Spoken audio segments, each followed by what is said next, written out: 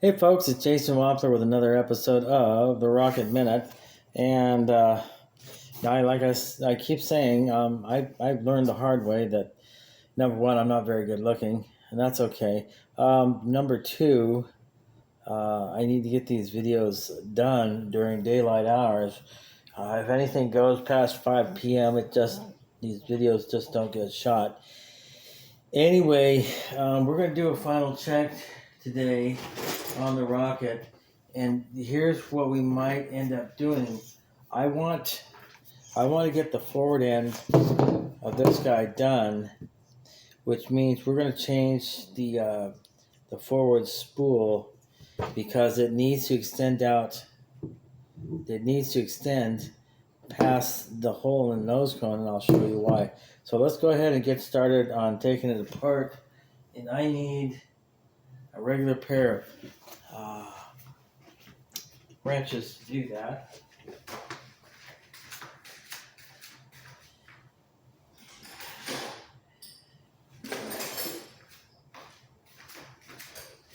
By the way, Nora and Paxton are outside.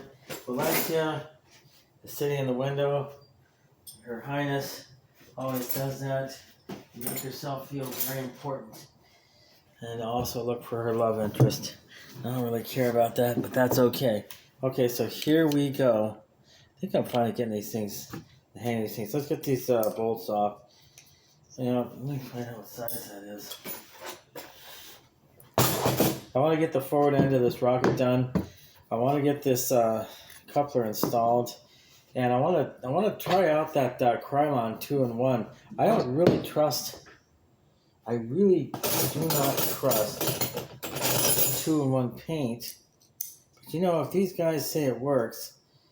Okay, so it's a 3/8. I'll just leave this here. Okay, here we go. I guess we're gonna hold this. See, I need to I need to be actually up on the edge here. We need to elevate this a little bit. And then still put these guys. There we go. Now it's almost kind of falling over. Oh well, that's such is life. Let's see if we can bend this down a little farther. Come on, baby. Alright, it always kind of wants to fall over. I don't want to do that. Okay, so that's good. We're gonna get. I'm gonna make sure I'm in the line of sight here. Line of some fire. Hold on. Loosen that up. Loosey. With this little everything here. These are the parts I'm going to use. This eye bolt I'm going to have to I'll use later, but I need what's called a collar nut to make it work. Hold on. Look at this. See, I'm always doing stuff off camera. Let's get things faced over here, maybe. There. Okay, how about that? I want to make sure you guys see what I'm doing. I think, this is good. This is good. Because I don't really want you guys to see me. I'm just not photogenic. Now, Brad Pitt, he's photogenic. I am not. He's probably a good guy, too. Okay, so we're just reading this off. Now, I'm hoping that the same size as the threaded rod that I've had, that has been sitting around for some time, and you know what? It doesn't look like it is. It looks like it's entirely different. Yeah, it's a smaller size. Okay, so let's see what I'm going to do at this point, because I have to get nuts and bolts that fit that. So, okay, so we're still going to use these two plates. We can't use any of this other stuff because stand that and that up over there so you can see that. Tools over here, that. See that? Pull these out. I've got enough stuff built up in the way of nuts and bolts and fasteners. here, but man, that was a mishap. I'm gonna put that right there. Everything's in line of sight. Okay, so we're gonna find nuts and washer to fit that. Yeah, I knew as much. We're gonna have to plan this out too, because we're gonna have to. I'm still gonna use an eye bolt. I can't use the ones I've got. They're too small. Okay, so this might not be right. Let's see. There you go. That's okay. So we're gonna get these really small little washers right here. And look at that. Look at how small they are. I have these huge, hot dog fingers and cantaloupe-sized hands. Okay, so you see the center hole in this bulkhead ring is a little too large, so we're gonna have to. You have to be careful about centering this rod onto this. The nut and bolts still cover up the hole, but you have to be careful to center it before you start cinching things down. And you got to plan things too. This is going to need to go through. This is going to need to go through the hole in the nose cone, the half shell for the nose cone. And I'm going to show you why in just a second. So we're going to just run it there like that to that point. Let's run it down a little farther.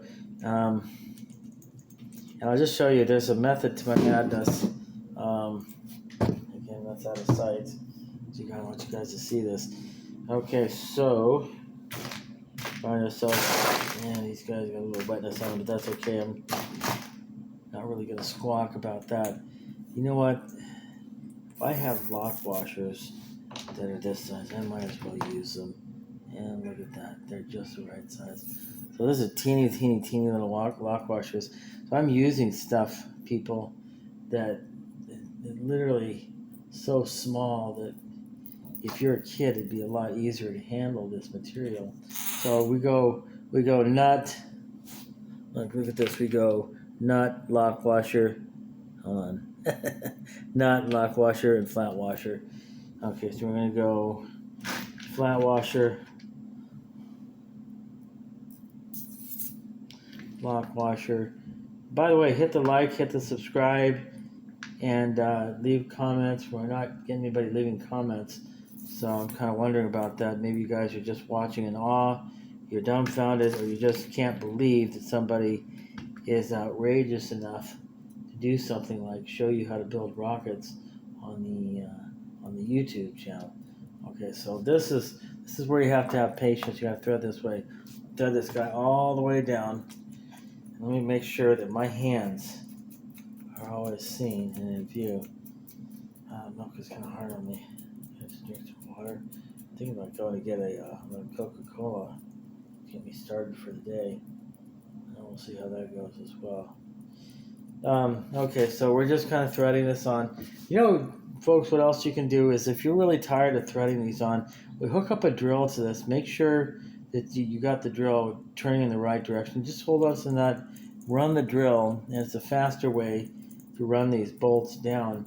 I like to do this manually because I don't want this to go so quickly that you nice boys and girls out there in TV land miss exactly what I'm trying to do. But then again, this is trying my patience at least a little bit. And I sure do wish the holes in these bulkhead rings were smaller. The center holes are large. So you gotta manually center them when you tight the bolts down. This has taken a long time, guys. I'm sorry. It's been a waste of everybody's time. This is where editing comes in. So, okay, so we got that there like that. This is obviously too big. Get something smaller. You got something 9mm. That's too big. Oh my. I got an 8mm in here somewhere. It's also. Hey, remember what we were talking about the other day? Imperial and metric matching up. 5/16, loosely 5/16 right there. I don't know if you can see it. No, you can't. 5/16 roughly translates into. I just realized I could have done this a lot easier if I had my thinking cap on. 5/16 roughly translates into 8 millimeters. Now, what else did I forget when I tied this down? I forgot the center of the bulkhead. See that offset? Okay, so now I have to loosen it up again and center the bulkhead ring because I don't want that. This is going out the front end of the rocket for reasons, like I said, I'll explain later.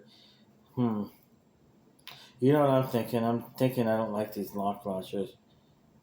Yeah, let's. I'm sorry, guys. This won't take that long. Let's get these lock washers off. We're not going to do that. The lock washers, the outer diameter is too small, and they're digging into the nuts. They're digging into the washers and hanging things up. Let's get everything off. And of course, I look like a stoop because I could have put this nut in that way and saved a lot of time. So there's my first mistake for the day. And I think that's going to detract from viewership, my confidence, and my ability to run for office next month as President of the United States of America. Just kidding. Or am I? Oh, I always have to find another one. Yeah, you guys wouldn't want me. Okay, yeah. Those lock washers, they just weren't doing the trick, so... Those things, guys, just a shout out to these manufacturers. You guys, if you keep cutting corners, you're going to go in circles. If you manufacture products that are so flimsy and cheap, it's as flimsy and cheap as you possibly can, you're going to get to the point where you're not going to sell any product because you're making stuff that just does not work. So you might want to consider putting a little bit more thought and resources into making products that work, i.e. making products better. Okay, so I have to center this as best as I can. And I did that off camera, and I shouldn't have. There we go.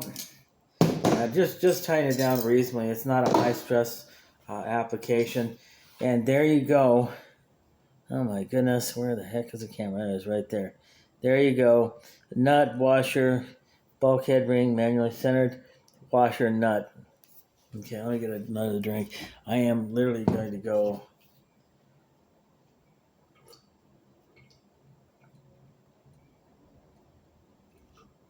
Oh, I love milk. Anyway, okay, let's check this fit. How far? Well, that sticks out about that far. So don't worry about leaving stuff too long. We're gonna trim the pant legs and the extras like that and such and so forth. However, the other thing we have to consider too is the fact that again, this is where measure twice, cut once comes in. We have to remember too that this is where the coupler is going to go in. So we have to leave a length of this out, and we're still going to be putting a collar nut and eye bolt, similar to the one we were playing around with before, on this for the upper end of the shock cord. Now this is good in this particular setup because we don't have to worry about installing a shock cord along with the rest of the upper anchor spool assembly, the upper part of the rocket. We can do the mechanicals first, and we're going to take our time. I still need to figure out exactly how we're going to make shock cords for this rocket. I do not want to use aluminum ferrules. They're big, they're bulky, they can rip the fabric on the parachute. They just don't look right. They don't look professional. So I'm going to figure something else out. I think McFadden might have what we need in the way of micro miniature compression clamps. So we're going to take a trip to McFadden in Anaheim and check them out and see what we can do. They're really good too. They have shock cord material for these size rockets around roughly 7 cents, like 7 cents an inch. So if you get 10 inches at 70 cents, I think something like that, 70 cents an inch. Well, I spent 70 cents. Oh no, excuse me, 7 cents a foot. You can get shock cord from you can get shunt cord from McFadden in Anaheim, 7 cents a foot. So I got 10 feet, which again is going to be too much. Better have too much than too little for 70 cents. So you got to hunt around for these deals.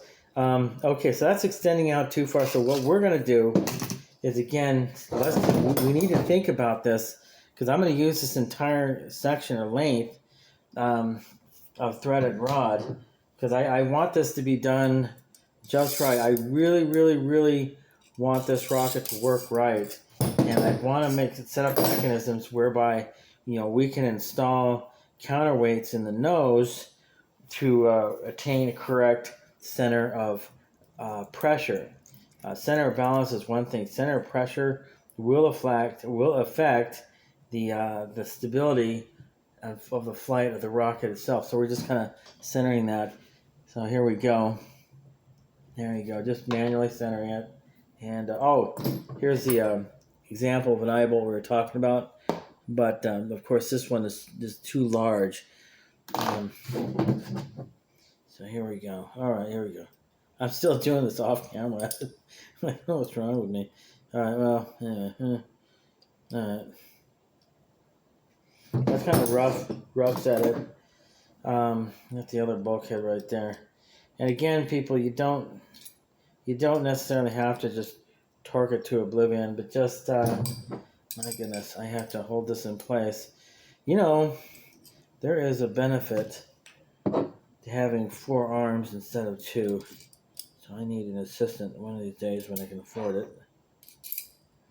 There you go. We don't have to torque it to oblivion, but okay, now I want to see, this is going to go in, head in, and we're going to glue this bulkhead through this hole, through the hole in the nose cone itself.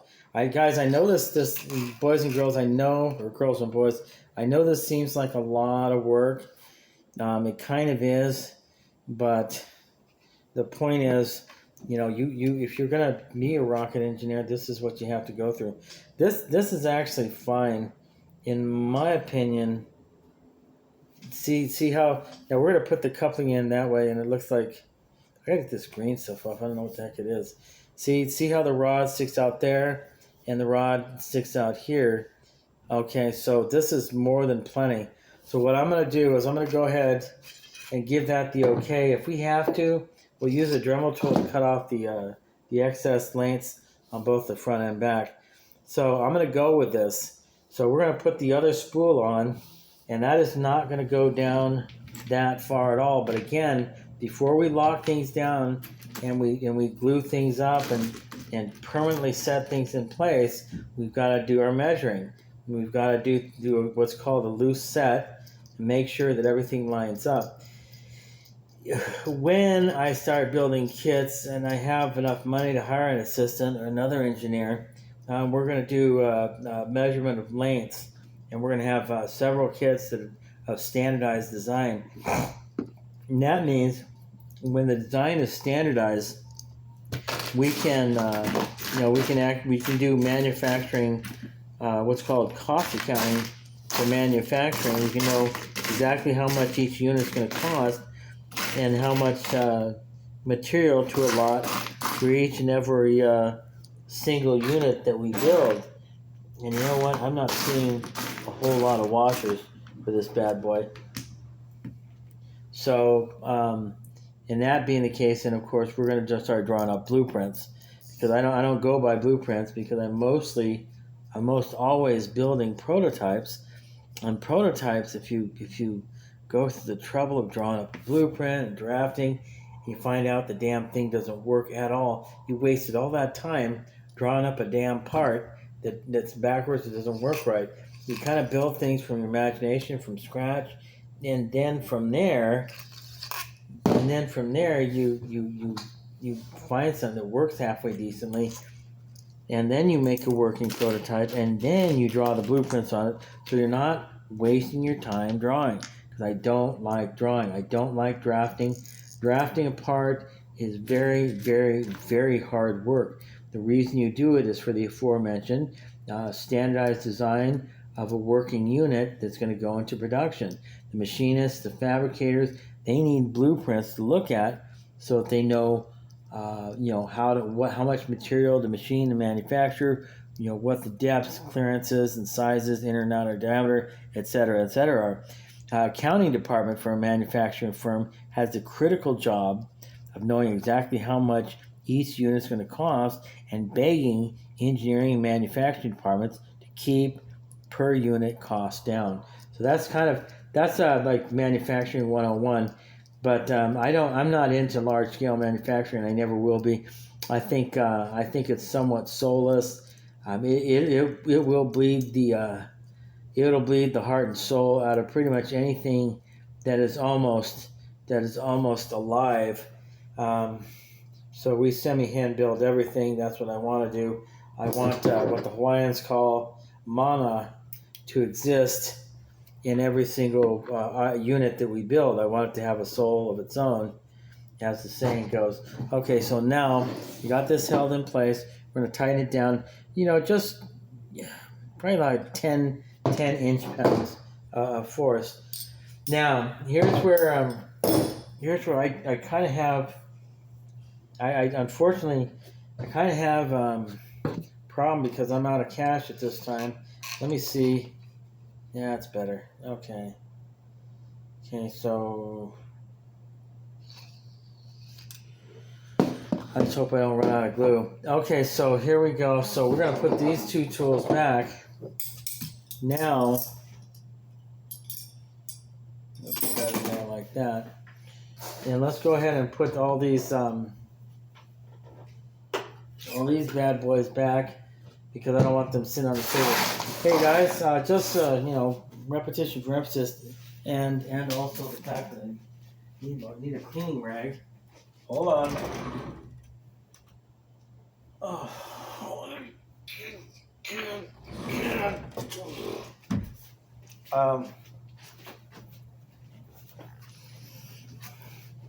There we go. Okay, so just run them off the table into the cup.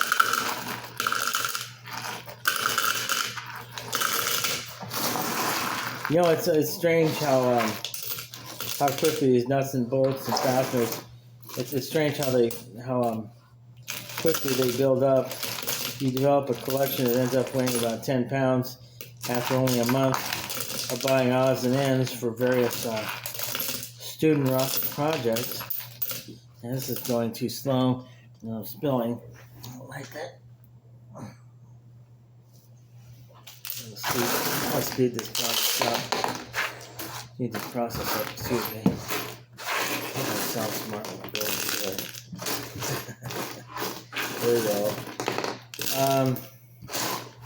Anyway, here we go. Okay, here we go. Yeah, this is just a Mondo pain in the buttski.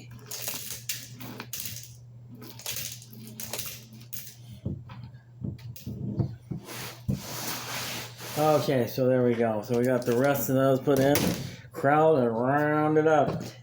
Okay, so here's what we're gonna do. Check to make sure this is the correct end. In which case I think it is. Let's put this rag over here next to the coupler. Oh my goodness, stuff doesn't want to cooperate. Okay, so here's what we're gonna do.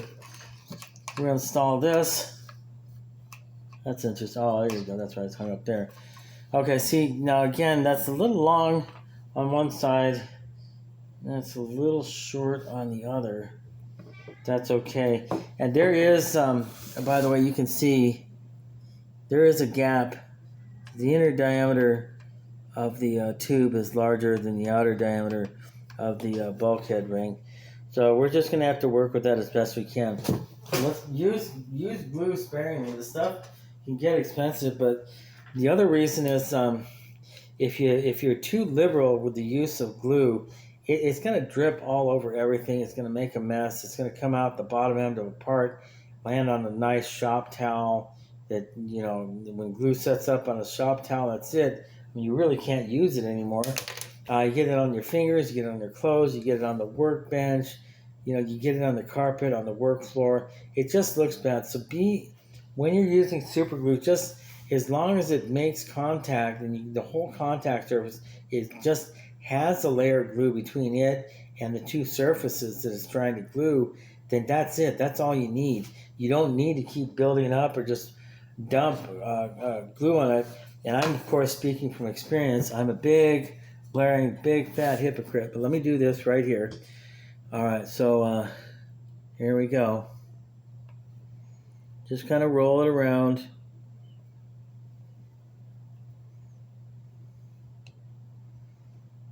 Okay, just kind of hope that sticks. Oops. And just kind of roll it around. Set it on its side. I can already feel something hanging up. Okay, so now we got that there. You know what? I just went through the trouble putting all my fasteners away, and I'm going to dump them out again, and I'll show you why. This is kind of humorous. Oh, by the way, and wipe off the tip of the glue stick. If you can, put the cap back on. Always do that. Okay, so here we go. So we're gonna have to dump this out again. I'm just saying, there kind of is, but the problem is, look at this. You know what? I don't think I do. I remember seeing a washer that big in here that would actually do the trick. If it did, it'd be too large. No, I have to figure that one out.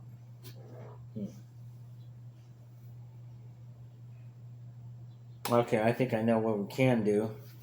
I just need to find some plastic to do it with.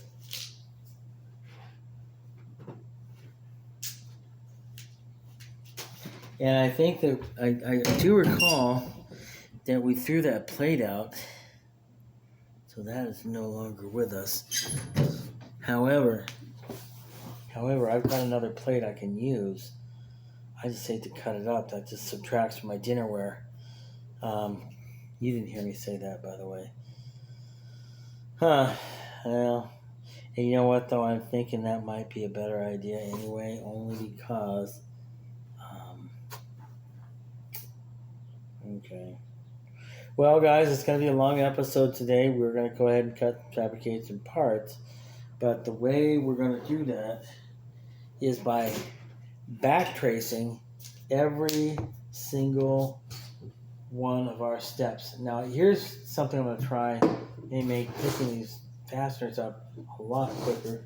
Kind of running into my universal rectifier here. Let's work things out in that. Okay, so it's all kind of coming back to me now, like the Celine Dion song says. It's funny. Funny I should mention her. Funny I should probably keep my mouth shut, not mention her. She has a nice voice, though. What a strange person. My heart goes out to her. She lost her husband, Renee. Okay, so here we're going to... I want to show you what we're going to do. But before we do it... Guys, I'm really sorry that I'm doing it off camera again. Sorry about that. I'm really sorry that things have to be this complicated.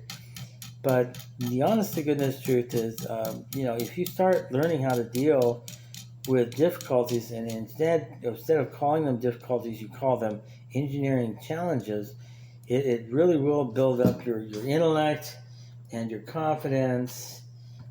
Generally you'll be feeling better about yourself, but you'll have a sense of purpose and identity. That's something a lot of people struggle with till they're to their last dying breath, and it's kind of a sad shame. If you're an engineer, though, especially women, ladies, if you're an engineer, you need to step up to the plate. You need to own it.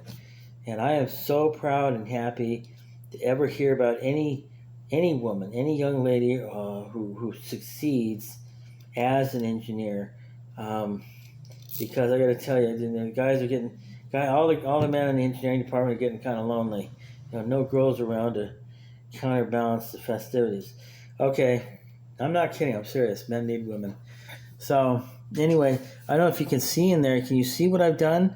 I put, yeah, let me get the washer back out. I put a stop nut in there, and I put a washer on top of it.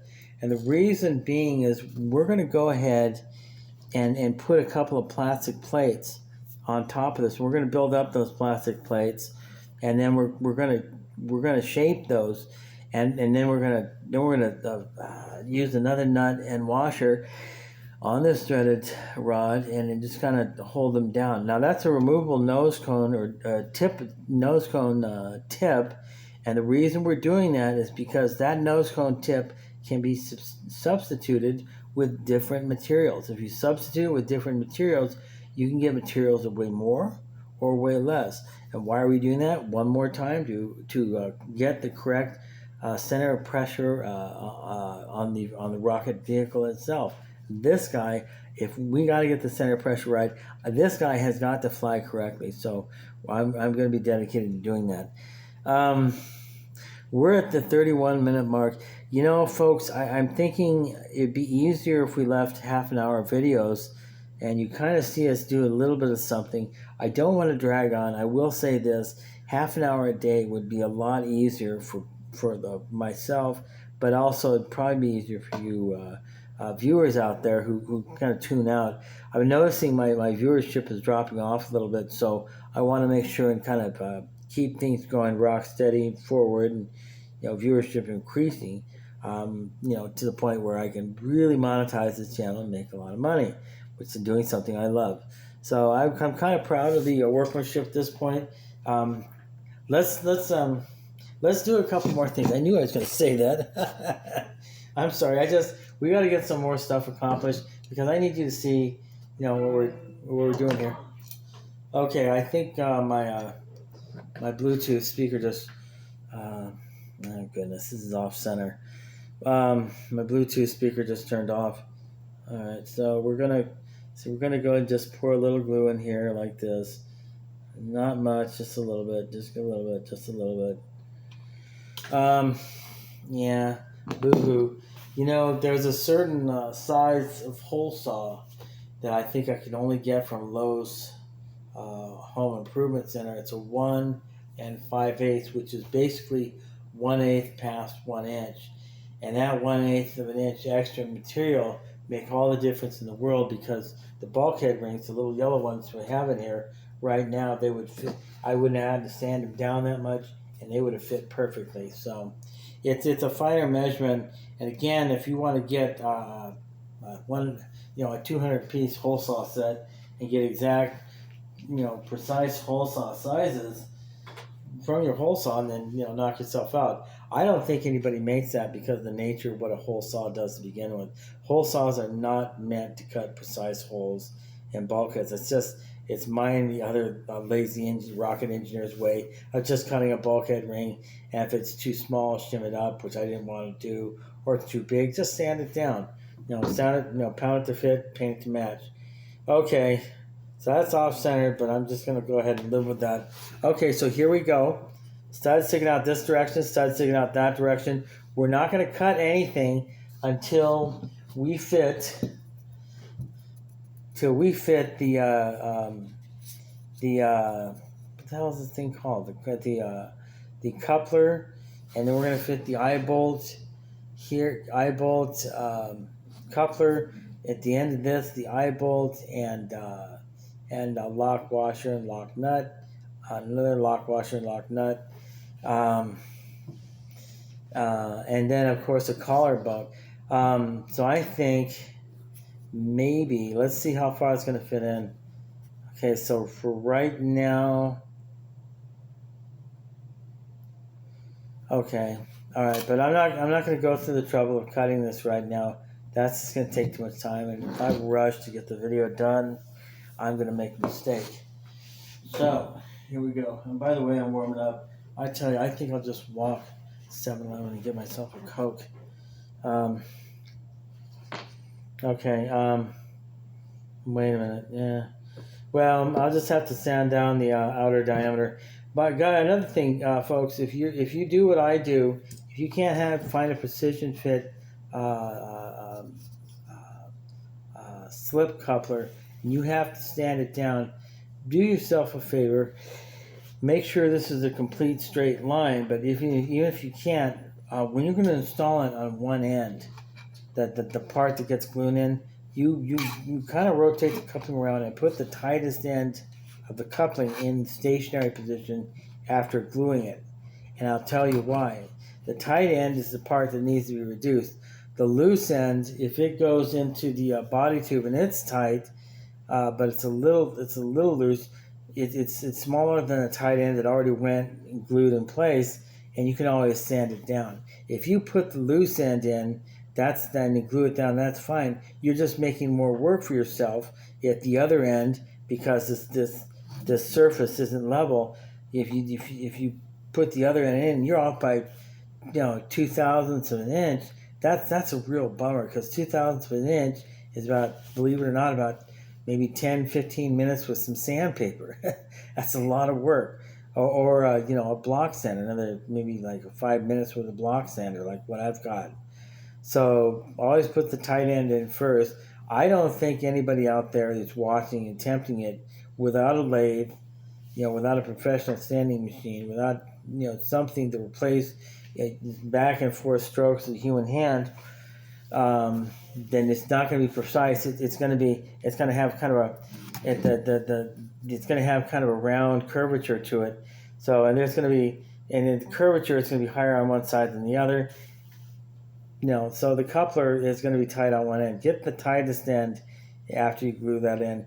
That'll be a surefire hit. It'll stay in place because it's tight. And then the loose end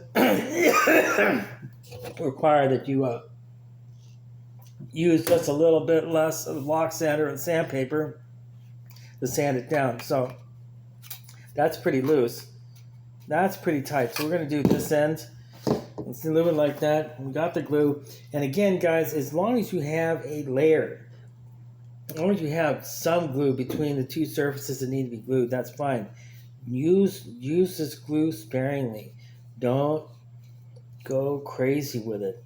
It actually holds up a little better if it's in tight applications, and it will not come loose. So let's do that. And here we go.